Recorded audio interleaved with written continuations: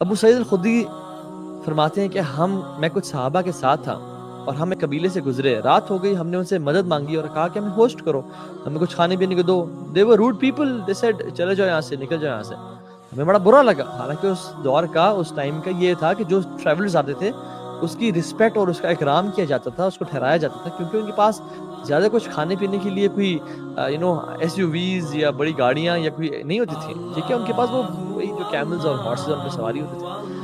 خیر انہوں نے انکار کر دیا تو وہ بڑے دکھی ہوئے، کہتے ہم اس قبیلے سے باہر نکل کے وہاں پہ ہم نے خیمے لگا دیے اور ہم وہاں پہ رہ رہے تھے. اس قبیلے کے سردار کو بچھو نے کاٹ لیا. بچھو نے جب ڈنگ مار لیا تو پھر وہ لوگ حیران اور پریشان ہو کے، ایک روایت میں آتا ہے کہ وہاں کے لوگ اور کہا کہ ہمارے لوگ قبیلے سے گئے ہوئے ہیں باہر اور ہمارے سردار کو بچھو نے کاٹ لیا، تو ہماری مدد کریں، یعنی ہیلپ اس. آپ میں سے کوئی ہے جو علاج کرنے والا ہے، رقیہ کرنے والا ہے، دم کرنے والا ہے؟ تو ابو سعید الخدری کہتے ہیں کہ میں گیا. ایک روایت میں آتا ہے کہ ہمیں سے وہ شخص گیا جس کے بارے میں گمان نہیں کیا جاتا تھا کہ وہ رقیہ کر سکتا ہے. صحیح مسلم کی حدیث میں ابو سعید الخدری خود گئے، اور جب گئے تو آپ نے اس پہ سورہ فاتحہ پڑھ کے اس کو دم کیا.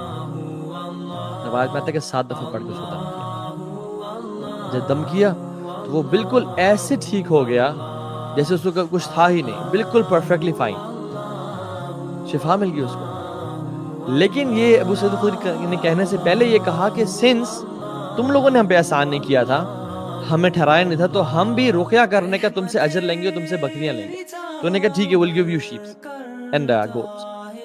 تو جب انہیں رقیہ کیا بالکل ٹھیک ہو گیا تو وہ کافی ساری ایک پورا بھیڑ بکریوں کا ریوڑا لے کے آ گئے.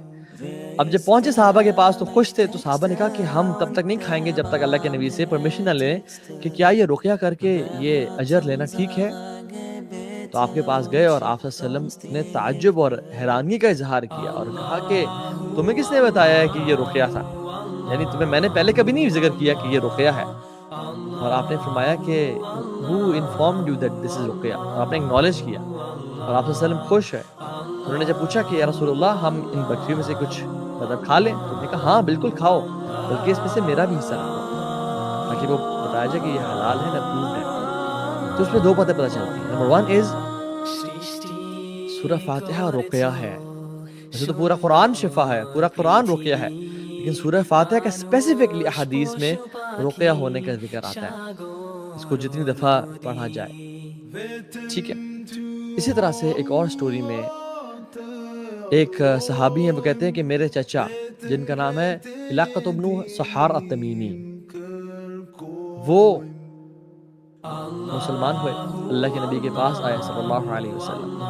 جب پاس آئے تو اسلام قبول کیا. اسلام قبول کر کے واپسی اپنے علاقے کی طرف جا رہے تھے تو راستے میں کچھ لوگ تھے اور ان کے پاس ایک شخص تھا بیچارہ جو کہ پاگل پن کی وجہ سے بالکل پاگل ہوا تھا اور اس کو انہوں نے زنجیروں میں، چینز میں جکڑ لیا تھا.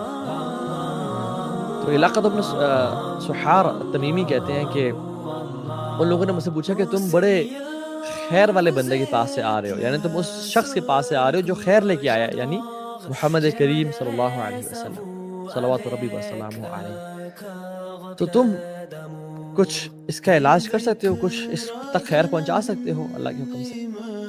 تو اس نے کہا ہاں میں اس پہ دم کرتا ہوں. تو انہوں نے سورہ فاتحہ کی تلاوت کی. اب حدیث میں نہیں ذکر آتا کتنی تلاوت کی، کتنا دفعہ پڑھا، اور اس کا متعین کرنا ضروری نہیں ہے 1 دفعہ پڑھیں 10 دفعہ پڑھیں. بات ہے کہ یقین ہونا چاہیے، یہ فرم بلیف ہونا چاہیے.